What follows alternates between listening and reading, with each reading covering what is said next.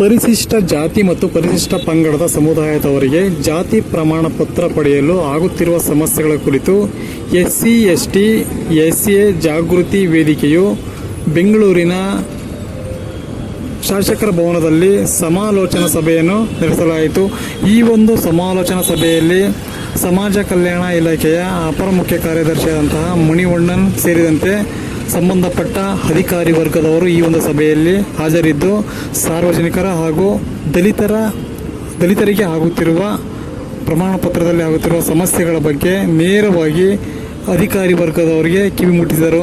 ಅಲ್ಲಿಯೇ ಇದ್ದಂತಹ ಅಧಿಕಾರಿಗಳಿಗೆ ಈ ಒಂದು ತಾಕೀತು ಮಾಡಿ ಸಂಬಂಧಪಟ್ಟಂತಹ ಸಮಸ್ಯೆಗಳ ಬಗ್ಗೆ ಕೂಲಂಕುಷವಾಗಿ ಚರ್ಚೆ ನಡೆಸಿ ಅವರಿಗೆ ಸಮಾಧಾನವನ್ನು ನೀಡುವ ಸಲುವಾಗಿ ಹಾಗೂ ಬಗೆಹರಿಸುವ ನಿಟ್ಟಿನಲ್ಲಿ ಒಂದು ಸಭೆಯಲ್ಲಿ ತೀಕ್ಷ್ಣವಾದಂತಹ ಚರ್ಚೆಯನ್ನು ಕೈಗೊಳ್ಳಲಾಯಿತು. ದಲಿತ ಸಮುದಾಯದವರು ಸಹ ಇದಕ್ಕೆ ಅಧಿಕಾರಿಗಳ ವಿರುದ್ಧ ಆಕ್ರೋಶವನ್ನು ವ್ಯಕ್ತಪಡಿಸಿದರು. ಇದರ ಬಗ್ಗೆ ಸಾಕಷ್ಟು ಚರ್ಚೆಗಳು ಸಹ ನಡೆದವು. ಸಾಮಾಜಿಕ ವ್ಯವಸ್ಥೆ ಇದೆ. ಈ ಸಾಮಾಜಿಕ ವ್ಯವಸ್ಥೆಯಲ್ಲಿ ಜಾತಿ ದೌರ್ಜನ್ಯಕ್ಕೆ ಒಳಗಾಗಿರ್ತಕ್ಕಂಥ ಜನರು ಇವತ್ತು ಹೆಚ್ಚಿನದಾಗಿ ಕೇರಿಗಳಲ್ಲಿ ಕೊಳಗೇರಿಗಳಲ್ಲಿ ವಾಸ ಮಾಡ್ತಾ ಇರ್ತಕ್ಕಂಥ ನಾವು ನೋಡ್ತಾ ಇದ್ದೀವಿ. ಹಾಗಾಗಿ ಈ ಜಾತಿ ಅಪಮಾನದಿಂದ ನಾವೇನಿವತ್ತು ಬದುಕ್ತಾ ಇದ್ದೀವಿ, ಈ ಬದುಕ್ತಕ್ಕಂಥ ಜನರಿಗೆ ಒಂದು ಸಮಾನತೆಯ ನಿರ್ಮಾಣ ಆಗಬೇಕು ಅಂತಕ್ಕಂಥ ಒಂದು ಆಶೆಯನ್ನು ಇಟ್ಕೊಂಡು ಈಗಾಗಲೇ ಜನ ಸರ್ಕಾರಗಳು ಒಂದು ಜಾತಿ ನಿರ್ಮೂಲನೆ ಮಾಡಬೇಕು, ಜಾತಿ ಅಸಮಾನತೆ ಆಗಬೇಕು ಅಂತಕ್ಕಂಥ ಗಮನದಲ್ಲಿ ಇಟ್ಕೊಂಡು ಸಂವಿಧಾನದಲ್ಲೂ ಸಹ ಖಾತ್ರಿಗಳನ್ನ ಕೊಟ್ಟು ನಮ್ಗೆ ಈಗಾಗಲೇ ತಿಳಿಸಿರೋ ಹಾಗೆ ಪರಿಚ್ಛೇದ 341ರಲ್ಲಿ ಶೆಡ್ಯೂಲ್ ಕಾಸ್ಟ್ ಮತ್ತೆ ಶೆಡ್ಯೂಲ್ ಟ್ರೈಬ್ಸ್ ನ ಪಟ್ಟಿಯನ್ನು ಸಹ ಕೊಟ್ಟಿರ್ತಕ್ಕಂಥದ್ದು. ಹಾಗಾಗಿ ದ್ರಾವಿಡ ಆದಿ ಆಂಧ್ರ ಅಂತಕ್ಕಂಥದ್ದು ಏನು ಸಮಸ್ಯೆಯಾಗಿ ಕಾಣಿಸ್ತಾ ಇದೆ, ಈ ಸಮಸ್ಯೆಯಾಗಿ ಕಾಣಿಸೋದ್ರ ಜೊತೆಲಿ ನಮಗೆ ವಲಸೆ ಕಾರ್ಮಿಕರು ಹೆಚ್ಚಿನ ಮೂಲವನ್ನ ನಾವು ಟ್ರೇಸ್ ಮಾಡ್ಲಿಕ್ಕೆ ಆಗ್ತದೆ.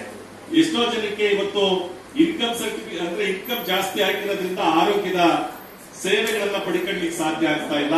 ಈ ಎಲ್ಲ ಸಮಸ್ಯೆಗಳನ್ನ ಒಳಗೊಂಡಿರ್ತಕ್ಕಂಥ ಒಂದು ಗಮನ ಸೆಳೀತಕ್ಕಂಥ ಒಂದು ಕೆಲಸವನ್ನ ಇವತ್ತು ಸಮಾಜ ಕಲ್ಯಾಣ ಇಲಾಖೆಗೆ ಮತ್ತೆ ಕಂದಾಯ ಇಲಾಖೆಗೆ ಸಲ್ಲಿಸತಕ್ಕಂಥ ಒಂದು ಕೇಸ್ ಸ್ಟಡಿಯನ್ನ ಇವತ್ತು ನಾವು ಸುಮಾರು 41 ಕೇಸ್ ಸ್ಟಡಿಗಳನ್ನ ಸ್ಯಾಂಪಲ್ ಆಗಿ ಕೊಟ್ಟಿದೆ. ಯಾಕಂದ್ರೆ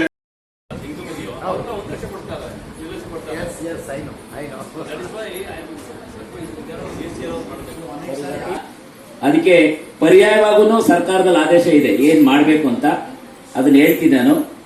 ಕಾರಣಕ್ಕೆ ರಿಜೆಕ್ಟ್ ಆಯ್ತಿದೆ. ಮೂರನೇದು ಪರಿಶಿಷ್ಟ ಜಾತಿಯ ಒಂಟಿ ಮಹಿಳೆಯರು, ವಿಧವೆಯರು, ತಂದಿರು ಅವ್ರ ವಿಷಯದಲ್ಲಿ ಕಡ್ಡಾಯವಾಗಿ ತಂದೆ TC ಬೇಕು ಅಂತ ಕೇಳ್ತಿದ್ದಾರೆ. ಆದ್ರೆ ತುಂಬಾ ಜನ ಒಂಟಿ ಮಹಿಳೆಯರಿದ್ದಾರೆ. ಇನ್ಕಮ್ ಸರ್ಟಿಫಿಕೇಟ್, ತಾಯಿಗೊಂದು ಇನ್ಕಮ್ ಸರ್ಟಿಫಿಕೇಟ್, ತಾಯಿ ಹೆಸರಲ್ಲಿ 40,000 ಇದ್ರೆ ಮಕ್ಕಳ ಹೆಸರಲ್ಲಿ ಸ್ಕೂಲ್ಗೆ ಹೋಗೋ ಮಕ್ಕಳ ಹೆಸರಲ್ಲಿ 1,50,000 ಇದೆ, 1,70,000 ಇದೆ, 1,30,000 ಇದೆ. ಈಗ ಅವರು ಮದುವೆ ಆಗಿ ಗಂಡ ಬಿಟ್ಟು ಹೋಗಿರ್ತಾರೆ, ಮಕ್ಕಳು ಇವರು ಇಂಥ ಕ್ಯಾಸ್ಟ್ ಕೊಡಿ ಅಂತ ಕೇಳ್ತಾರೆ ಅಪ್ಲಿಕೇಶನ್ ಹಾಕಿ. ಅದರಲ್ಲಿ ಏನು ಅಂತಂದ್ರೆ ಮಕ್ಕಳದ್ದು ಕ್ಯಾಸ್ಟ್ ಇದ್ರೆ ಮಕ್ಕಳು ಸ್ಕೂಲಲ್ಲಿ ಕ್ಯಾಸ್ಟ್ ಏನಾದ್ರು ಇದ್ದು ಸ್ಕೂಲ್ದು ಸ್ಟಡಿ ಸರ್ಟಿಫಿಕೇಟ್ ಕೊಟ್ಟರೆ ನಾವು ಮಾಡ್ಕೊಡ್ತೀವಿ. ಅದೂ ಇರಲ್ಲ, ಮತ್ತೆ ತಂದೆದೂ ಕೂಡ ಪ್ರೂಫ್ ಕೊಟ್ಟಿರಲ್ಲ ಇವರು. ಆದ್ರೆ ಇವರು SC ಕ್ಯಾಸ್ಟ್ ಕೊಡಿ ಅಂತಾನೆ ಕೇಳ್ತಾರೆ ಇವರು. ಅವಾಗ ನಾವೇನ್ ಮಾಡ್ತೀವಿ, ಆಯ್ತು ಗಂಡ ಬಿಟ್ಟು ಹೋಗಿದ್ರು ಕೂಡ ಪರವಾಗಿಲ್ಲ, ಅವ್ರು ಎಲ್ಲಿ ಓದ್ತಾ ಇದ್ರು, ಎಲ್ಲಿ ಮಾಡ್ತಾ ಇದ್ರು, ಎಲ್ಲಿದ್ರು, ಅವ್ರ ಸ್ಟಡಿ ಸರ್ಟಿಫಿಕೇಟ್ ಯಾರು ತಂದ್ಕೊಡಿ, ನೀವು ಯಾರನ್ನಾರು ಕೇಳ್ಕೊಂಡು ಅಂತ ಹೇಳ್ತೀವಿ. ತಿಳ್ಕೊಂಡಿರ್ತಾರೆ ಅಂತ ಸರ್ ಇರ್ತಾರೆ ಸರ್. ಇವರು ಸಿಟಿಲಿದ್ದವರು ಅಕ್ಕಪಕ್ಕದಲ್ಲಿ ಯಾರು ಹೆಸರನ್ನೇ ಗೊತ್ತಿರಲ್ಲ ಅವ್ರಿಗೆ. ಇವ್ರಿಗೆ ಅಕ್ಕಪಕ್ಕದಲ್ಲಿ ಯಾವ ಕ್ಯಾಸ್ಟ್ ಅಂತ ಅಂದ್ಬಿಟ್ಟು ಅವ್ರು ಯಾರು ಮಾಜಾರಲ್ಲೂ ಕೂಡ ಕೊಡಲ್ಲ ಅಂತ ಹೇಳ್ತಾರೆ. ಮಾಜಾರ ಸರ್ ಪಂಚಾಯತಿಗಳಲ್ಲಿ ಪರವಾಗಿಲ್ಲ, ಸಿಟಿಗಳಲ್ಲಿ ಯಾರು ಕೂಡ ಅವರು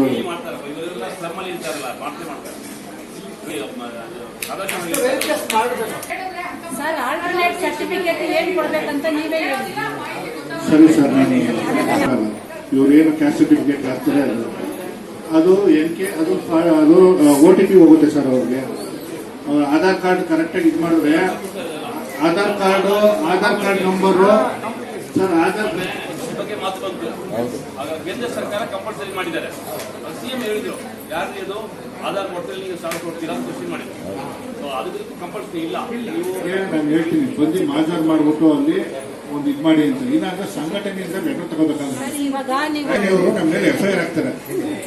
FIR ಅವ್ರಿಗೆ ಆಮೇಲೆ ಬೇರೆ ದಾರಿ ಯೋಚನೆ ಮಾಡೋಣ. ಬಟ್ ಮತ್ತು ಮಾಜರಾದ್ರೂ ಮಾಡ್ಲಿ, ಪಕ್ಕ ಪಕ್ಕದವ್ರಿಗೆ ಗೊತ್ತಿರುತ್ತೆ, ಇನ್ಯಾರಿಗಾದ್ರೂ ಗೊತ್ತಿರುತ್ತೆ, ಹೇಳ್ತಾರೆ ನಿಮಗೆ. ಈಗ ಇಂಥ ದಾಖಲಾತಿಗಳು ತಂದ್ಕೊಡಿ ತಂಗಿ ಅಂತ, ಆದ್ರೆ ಅವ್ರಿಗೆ ಆ ದಾಖಲಾತಿಗಳು ಇರಲ್ಲ. ಆದ್ರೆ ಅವಾಗಲೇ ಅಪ್ಲಿಕೇಶನ್ ತಗೊಳ್ಳಲ್ಲ ಅವರು. ಅದನ್ನ ನಾನೇನ್ ಮಾಡ್ತೀನಿ, ತಗೊಳಕ್ ಹೇಳ್ತೀನಿ. ಇನ್ಮೇಲೆ ಯಾರು ಏನೇ ಕೊಡ್ಲು ತಗೊಳ್ಳಿ, ಇದನ್ನ ಇನ್ಮೇಲೆ ಮಾಜಾರ್ ಮಾಡಿ. ಮಾಜಾರ್ ಮಾಡಿಬಿಟ್ಟು ಬೇಕಾದ್ರೆ ಏನು ಅಂತಂದ್ರೆ ಸರ್, ಮಾಜಾರು ಒಂದೇ RI VA ಸ್ಕ್ಯಾನ್ ಮಾಡೋದು ಒಂದೇ ಸರಿ ಆಪ್ಷನ್ ಇರೋದು. ಅದು ಒಂದು ಬಿಟ್ರೆ ಸ್ಕ್ಯಾನ್ ಆಪ್ಷನ್ ಮಾಡಿಕ್ಕೆ ಅದನ್ನ ತಿರ್ಗಿ ಆನ್ಲೈನ್ ಅಲ್ಲಿ ಯಾವುದೂ ಇಲ್ಲ. 2/C ನಲ್ಲಿ 3/C, ಆ 3/C ನಲ್ಲಿ ಸ್ಪಷ್ಟವಾಗಿ ಹೇಳಿದ್ದಾರೆ, ನೋಟಿಸ್ ಹಾಕಬೇಕು ಸ್ಥಳೀಯ ಗ್ರಾಮದಲ್ಲಿ ಅಥವಾ ಸ್ಥಳೀಯ ವಾರ್ಡ್ ನಲ್ಲಿ ಇಂಥ ಡೇಟ್ ಇಂಥ ಟೈಮಲ್ಲಿ ನಾವು ಬರ್ತೇವೆ, ಅವಾಗ ನಿಮ್ಮ ಸ್ಪಷ್ಟವಾದ ಜಾತಿ ಏನಿದೆ ಅನ್ನೋದ್ರ ಬಗ್ಗೆ ನಾವು ಎನ್ಕ್ವೈರಿ ಮಾಡ್ತೇವೆ ಅಂತ ಹೇಳಿ. ಸ್ಕೂಲ್ ರೆಕಾರ್ಡ್ಸ್ ತಗೋಬಹುದು, ಬರ್ತ್ ರಿಜಿಸ್ಟ್ರೇಷನ್ ಸರ್ಟಿಫಿಕೇಟ್ ತಗೋಬಹುದು, ಆದ್ರೆ ಇದು ಒಂದು ದಾಖಲೆ ಮಾತ್ರ. 2022ರಲ್ಲೂ ಸುತ್ತೋಲೆ ಹಾಕಿದ್ದೇವೆ. ಕಂದಾಯ ಅಧಿಕಾರಿಗಳಿಗೆ ಅದನ್ನ ನೋಡ್ಕೊಂಡು ನೀವು ಅದರಲ್ಲಿ ಸ್ಪಷ್ಟವಾದ ನಾವು ಸುಪ್ರೀಂ ಕೋರ್ಟ್ ಆದೇಶಗಳನ್ನು ಕೂಡ ರೆಫರೆನ್ಸ್ ಹಾಕಿದ್ದೇವೆ. ಅದರಲ್ಲಿ ನೀವು ಸ್ಪಷ್ಟವಾಗಿ ಅದರ ಪ್ರಕಾರ ನೀವು ಮಾಡಿದ್ರೆ ನನ್ನ ಅಭಿಪ್ರಾಯದಲ್ಲಿ ಏನು ಸಮಸ್ಯೆ ಆಗೋದಿಲ್ಲ. ಹೇಗೆ ಇತ್ಯರ್ಥ ಮಾಡೋದು ಅಂತೇಳಿ ಈ ಅಕ್ಕಪಕ್ಕದವ್ರು ವಿಚಾರಿಸೋದು, ಬೇರೆಯವ್ರು ವಿಚಾರಿಸೋದು, ಏನಾದರೂ ಮಾಡ್ಬೋದು. ಬಟ್ ಇಷ್ಟು ಮಾಡೋದಕ್ಕೆ ನೀವು ಮೊದಲು ಮಹಜರು ಮಾಡೋ ಕೇಸ್ಗಳು ಯಾವುದು ಅಂತ ಡಿವೈಡ್ ಮಾಡಿ ಇಟ್ಕೋಬೇಕು. ಅದರಲ್ಲಿ 10, 15, 20% ಬರ್ಬೋದು. ಈಗ ಸಿಂಗಲ್ ಪೇರೆಂಟ್ ವಿಚಾರ ಹೇಳಿದ್ರು, ಕ್ವೈಟ್ ಪಾಸಿಬಲ್ ಆಗ್ಬೋದು ಅದು. ಆದರೆ ಅದಾದ ಮೇಲೂ ನಿಮ್ಗೆ ಸಮಸ್ಯೆ ಉಳಿದ್ರೆ ಅದು ಬೇರೆ ಕತೆ. ಬಟ್ ಅಷ್ಟು ಪ್ರಯತ್ನ ಮಾಡಿದ್ರೆ ಸಮಸ್ಯೆ ಬಗೆಹರಿತದೆ ಅಂತ